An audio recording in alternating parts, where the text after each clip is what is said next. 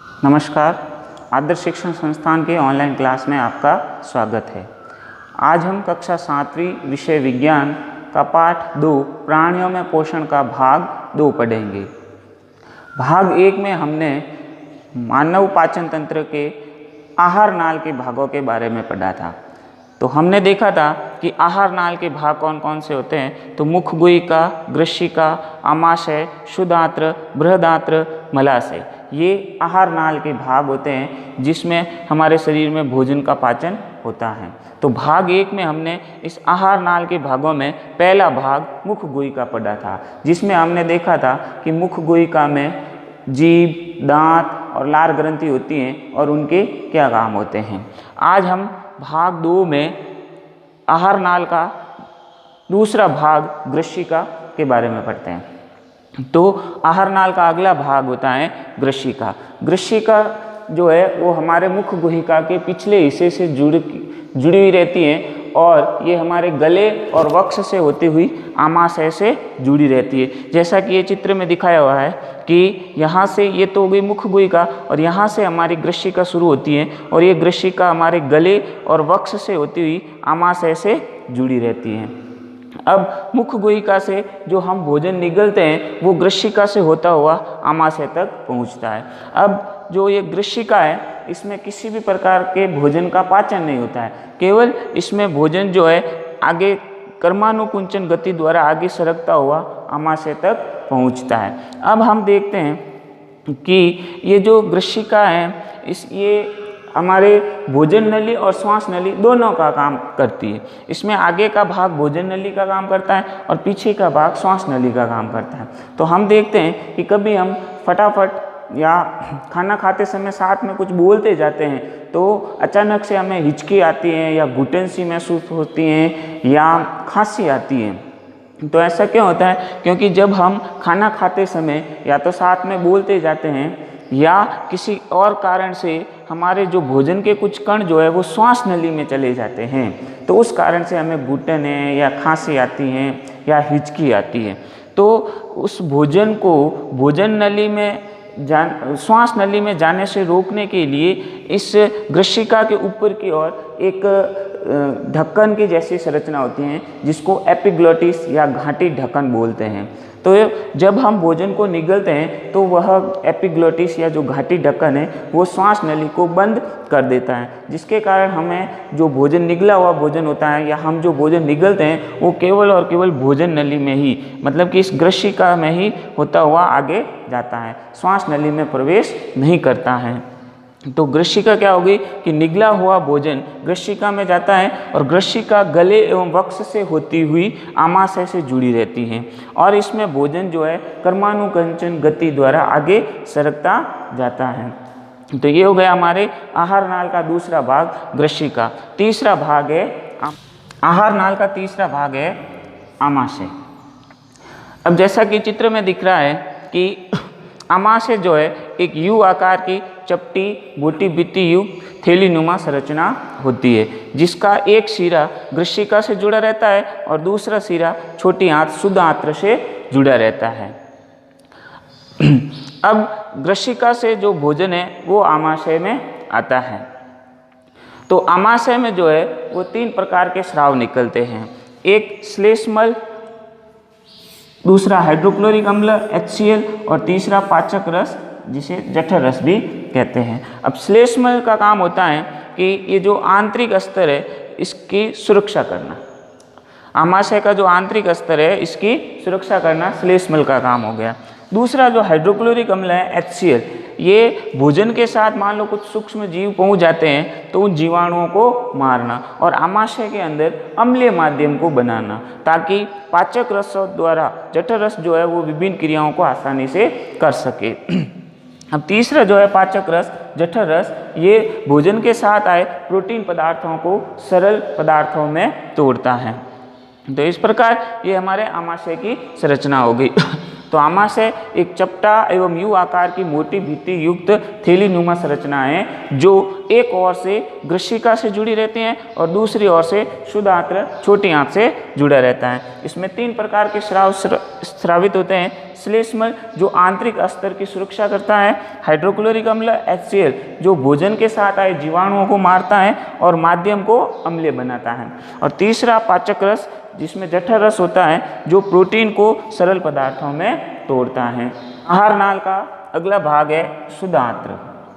यह 7.5 मीटर लंबी कुंडलित संरचना होती है जिसका एक सिरा आमाशय से जुड़ा रहता है और दूसरा सिरा बड़ी आंत से जुड़ा रहता है। अब इस छोटी आंत में हमारे भोजन का लगभग पूर्ण पाचन हो जाता है। यह छोटी आंत जो है वो एक यकृत ग्रंथि और दूसरी अग्नाशय ग्रंथि से कुछ स्राव प्राप्त कर भोजन का लगभग पूर्ण पाचन करती है। तो यह यकृत और अग्नाशय से कुछ स्राव प्राप्त करती है तथा खुद के भी कुछ आंतरिक रसों को स्रावित करती है। तो यकृत जो है एक गहरे लाल भूरे रंग की हमारे शरीर की सबसे बड़ी ग्रंथि होती है जो पित्त रस का स्राव करती है, और यह पित्त रस जो है इस पित्ताशय में एकत्रित रहता है और यह पित्त रस जो है वसा के पाचन में सहायक होता है, मतलब वसा का पाचन करता है। दूसरी है अग्नाशय ग्रंथि। यह अग्नाशय ग्रंथि जो है वो हल्के पीले रंग की बड़ी ग्रंथि होती है और यह अग्नाशयिक रस का स्राव करती है जो भोजन के साथ आए कार्बोहाइड्रेट और प्रोटीन पर क्रिया करती है। अब जो है भोजन का जो पाचन हो जाता है इस पित्त रस और अग्नाशयी रस के द्वारा, उसके बाद में भोजन जो है इस छोटी आंत के ही निचले हिस्से में चला जाता है और निचले हिस्से में कुछ आंतरिक रस स्रावित होते हैं और वो आंतरिक रस जो है भोजन का लगभग पूर्ण पाचन कर देते हैं। तो जब छोटी आंत में भोजन का लगभग पूर्ण पाचन हो जाता है तो हमारा जो कार्बोहाइड्रेट है वो तो बदल जाता है ग्लूकोज में और प्रोटीन जो है वो बदल जाती हैं एमिनो अम्ल में, और जो वसा है वो बदल जाती हैं अपने वश्य अम्ल और ग्लिसरॉल में बदल जाती है। इस प्रकार जो है अपने भोजन का जो है लगभग पूर्ण पाचन जो है वो छोटी आंत में हो जाता है। अब छोटी आंत के बाद में भोजन जाता है अपनी बृहदांत्र बड़ी आंत में, लेकिन उससे पहले हम देखते हैं कि छोटी आंत में लगभग भोजन का पूर्ण पाचन हो जाता है तो अब उस पचे हुए भोजन का अवशोषण छोटी आंत के अंदर ही होता है। अब हमने देखा था कि शुद्ध आंत्र छोटी आंत में भोजन का लगभग पूर्ण पाचन हो जाता है। अब उस पचे हुए भोजन का अवशोषण होना जरूरी होता है। तो पचित भोजन अवशोषित होकर शुद्ध आंत्र की भित्ति में स्थित रुधिर वाहिकाओं में चला जाता है तो यह क्रिया अवशोषण कहलाती है। अब शुद्ध आंत्र में यह अवशोषण की क्रिया कैसे पूर्ण होती है? तो छोटी आंत शुद्ध आंत्र की आंतरिक भित्ति पर अंगुली नुमा छोटे छोटे प्रवर्ध निकले होते हैं जो दीर्घ्रोम या रसांकुर कहलाते हैं। यह छोटी आंत के आंतरिक स्तर के या आंतरिक क्षेत्रफल को बढ़ा देते हैं जिससे अवशोषण की क्षमता जो है वो बढ़ जाती है और यह अवशोषित भोजन जो है वो रुधिर वाहिकाओं में पहुंचा दिया जाता है। यह कार्य दीर्घ्रोम या रसांकुर द्वारा किया जाता है। अब जैसे ही ये पचित भोजन रुधिर वाहिकाओं में पहुंच जाता है तो अब उस पचित भोजन को रुधिर वाहिकाओं द्वारा हमारे शरीर की प्रत्येक कोशिका या प्रत्येक अंग तक पहुंचाना जरूरी होता है।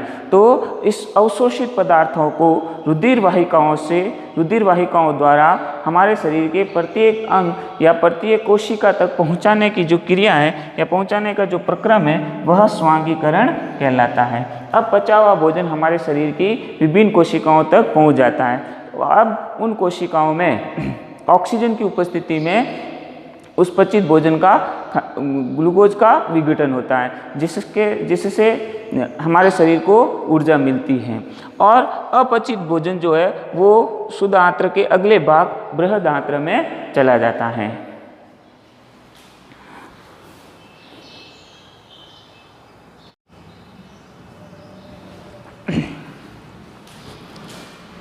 अब आहार नाल का अगला भाग आ जाता है बृहद आंत्र। तो क्षुद्र आंत्र में जो अपचित भोजन होता है वो अब बृहद आंत्र में पहुंच जाता है। बृहद आंत्र जो है वो शुद्ध आंत्र की अपेक्षा चौड़ी एवं छोटी होती है और 1.5 मीटर लंबी होती है। अब हमने देखा था कि ये जो छोटी आंत है इसकी लंबाई है 7.5 मीटर, जबकि ये जो बड़ी आंत है बृहद आंत्र है इसकी लंबाई है 1.5 मीटर। तो इनका जो नाम है वो इनके व्यास को देखते हुए दिया गया है। तो छोटी आंत का व्यास कम होने के कारण उसे शुद्ध आंत्र या छोटी आंत नाम दिया, जबकि बृहद आंत्र का व्यास ज़्यादा होने के कारण या चौड़ी होने के कारण इसको बड़ी आंत या बृहद आंत्र नाम दिया गया।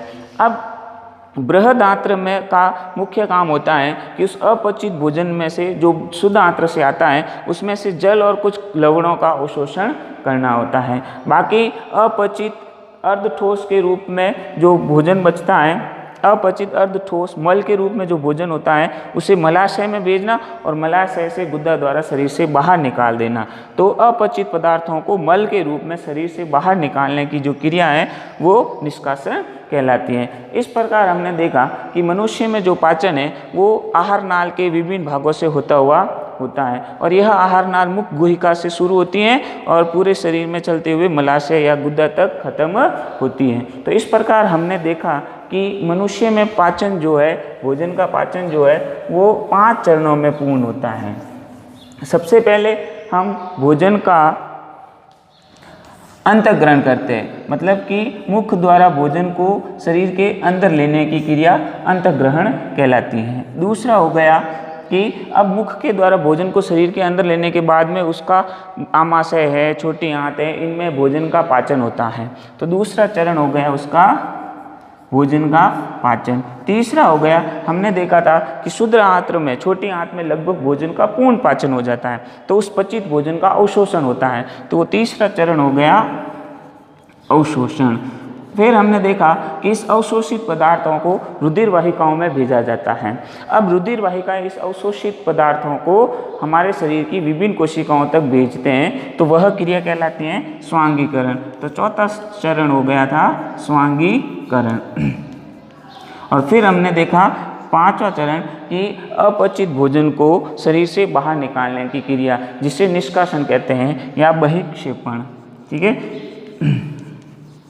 तो इस प्रकार मानव में पाचन की जो क्रिया है वो 5 चरणों में पूर्ण होती है: अंतःग्रहण, पाचन, अवशोषण, स्वांगीकरण और बहिक्षेपण।